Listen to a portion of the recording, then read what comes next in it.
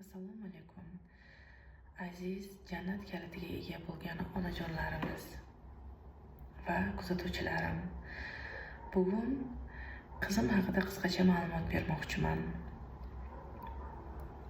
Ismi qizimning Suhayla. Uni egizak ukasi ham bor, Suhayl. Asli Fotima Husan bular tug'ilishgan egizak. Xudoga shukr, o'g'ilchamning ko'zlari soppa-sog', sog'lom. Faqat qizimning ko'zida nuqsoni bor. Qizim yoshligida ko'p operatsiyaga yotib, uni tuzatishga harakat qilishganliklari sababli tili kech chiqqan. Yana doktorlardan o'tgan videomda aytgandek, doktor formasini oq kiyimdagi insonlarni ko'rganda qo'rquv hissiyoti qolgan. Shunaqa judayam ko'p qo'shimcha muammolar o'zimizga orttirganmiz. Qizimning ko'zini yanada yaxshi qilamiz, qizimga ko'ziga nur ato etamiz degan maqsadda. Bu xato bo'lgan yoki to'g'ri bo'lgan hozircha oxirigacha uverin emasman. Lekin qizim hozirda Nurli maskanda o'qiydi. Bolachalar ertalab o'zi 24 soatlik internet maktab hisoblanadi. Lekin qolgan aka ukalaridan ajralib qolmasligi, uyda ota-ona mehri bilan katta bo'lishligi uchun men qizimni ertalab xuddi oddiy bolalarni maktabga olib borib kelgandek olib boraman. Darsidan keyin olib kelaman. Ularning darsi oddiy maktab bolalarining darsidan ko'ra sal ko'proq cho'ziladi. Oddiy maktab bolalari soat 1da уже birinchi smenasi tugaydi. Obeddan keyingi smena esa 5:30larda tugaydi adashmasam.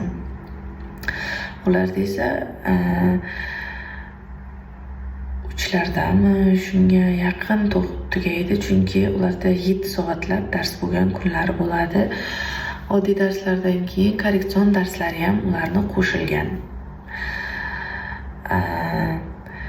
Qizimni man yoki ota-onam ba'zida yordam berishadi, borib olib kelamiz. Boshida o'qituvchilari hamma bolachalar shu yerda qoladi, qoldiring, maktabga o'rgansin, sinfdoshlariga o'rgansin deb rosa harakat qilishdi. Lekin men bu narsaga rozi bo'lmadim. Bizim endi bugun so'z yozamiz. Qanaqa so'z yozamiz? Non so'zi. Pastga tushamiz. Yozamiz non. Katakchalarni ham aytdi. 1-chi, 3-chi, 4-chi, 5-chi.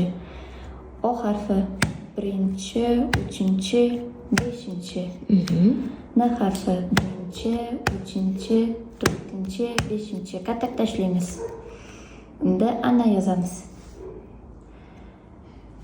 O 1-chi, 3-chi, 5-chi.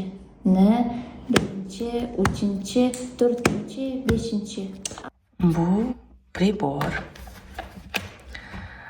Ko'zi ojiz bolalar mana shu pribor va grifel yordamida dunyoni ko'rish imkoniyatiga ega bo'lishgan. Demak, bu mana bunisi esa daftar. Bunga priborimizni ochib, daftarimizni qo'yib,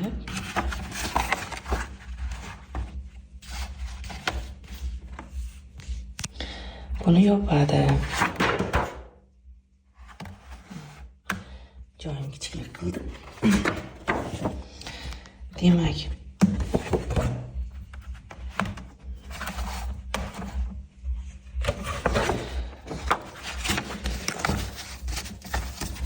ochib, mana daftar qo'yib, mana bu yerda ikkita narsa bor. Mana bo'rtib chiqqan temirchasi, pastda ham bu narsasi bor. Mana shu yerdan shuni qo'yib, daftarimizni tekislab, mana bu yerdan mana shuni tiqib oladi.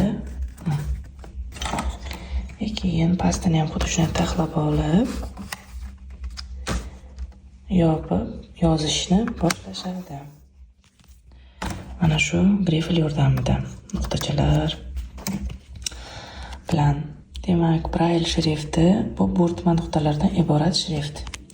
Mana yozgandan keyin buni olib o'qishni boshlashadi. Mana ko'rib turganingizdek bo'rtib chiqqan. Ko'zi ojizlar o'qish va yozish uchun mo'ljallangan bu Braille tomonidan yaratilgan. Braille shrifti asosida 6 nuqtani turli vaziyatda uyg'unlashtirish yotadi. Mana 6 ta nuqta. 1 2 3 4 5 6. Ixtirochi lotin alifbosidagi harflar tartibini qabul qilgan. Alifboni oldingi harflarini belgilash uchun 6 nuqtani yuqori va o'rta nuqtalardan foydalanilgan. Keyin harflarni belgilash uchun qo'sh nuqtalar chapdan, so'ng chap va o'ngdan, undan keyin o'ngdan qo'shilgan. Braille shriftida dastlabki kitob Fransiyada 1837-yil chop etilgan. O'zbek kirill alifbosi ifodalangan Braille shriftida. Hattoki bizning mana shu priborimiz ham, e'tibor bersangiz, Leningrad deb yozilgan. Hozir fokusda mana. Adashmasam 79-yilmi, shunga o'xshagan juda ham yoshi katta. Lekin sostoyaniyasi yaxshi.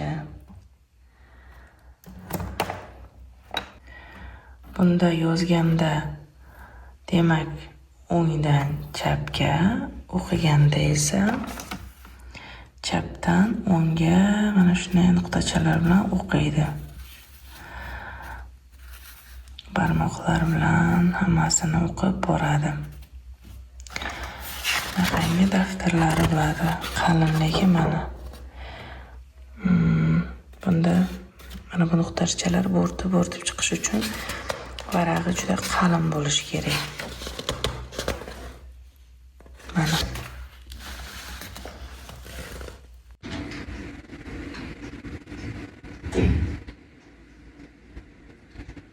Мы любим вас, родные ваши лица, вы крылья дали нам путевку жизнь.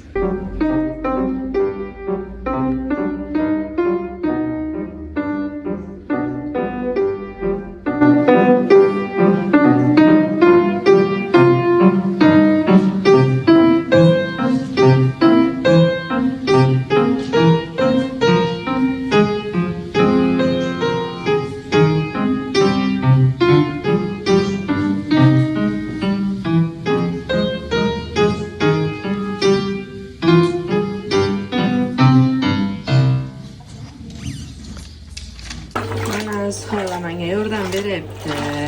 Yozda hozir uy ishlarini qilib, pardalarimizni tozalab yuvib olyapmiz. Eng asosiy yordamchisi bu qizim. Har doim yonimda. Ishlarimga yordam beradi. Suhayla, Мамой, еще что будем делать теперь? завтрак готовить.